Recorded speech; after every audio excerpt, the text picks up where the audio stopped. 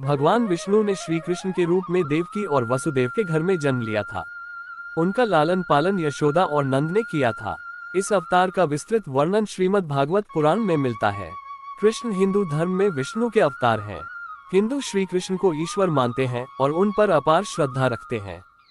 सनातन धर्म के अनुसार भगवान विष्णु सर्वपापहारी, पवित्र और समस्त मनुष्यों को भोग तथा मोक्ष प्रदान करने वाले प्रमुख देवता हैं। जब जब इस पृथ्वी पर असुर एवं राक्षसों के पापों का आतंक व्याप्त होता है, तब तब भगवान विष्णु किसी न किसी रूप में अवतरित होकर पृथ्वी के भार को कम करते हैं। वैसे तो भगवान विष्णु ने अभी तक 23 अवतारों को धारण किया। इन अवतारों में उनका सबसे महत्वपूर्ण अवतार श्री कृष्ण का ही था। यह अवतार उन्होंने वैवस्वत मनवंतर के 28वें द्वापर में श्री कृष्ण के रूप में देवकी के गर्भ से मथुरा के कारागार में लिया था। वास्तविकता तो ये थी, इस समय चारों ओर पापकृत्य हो रहे थे। धर्म नाम की कोई भी चीज नहीं रह गई थी। अतः धर्म को स्थापित करने के लिए श्री कृष्ण अवतरित हुए थे।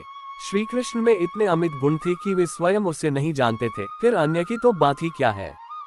समस्त देवताओं में श्री कृष्ण ही ऐसे थे जो इस पृथ्वी पर 16 कलाओं से पूर्ण होकर अवतरित हुए थे।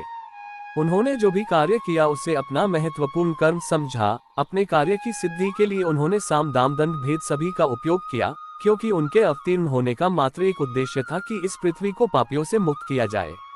अपने इस उद्देश्य की पूर्ति के लिए उन्होंने जो भी उचित समझा वही किया।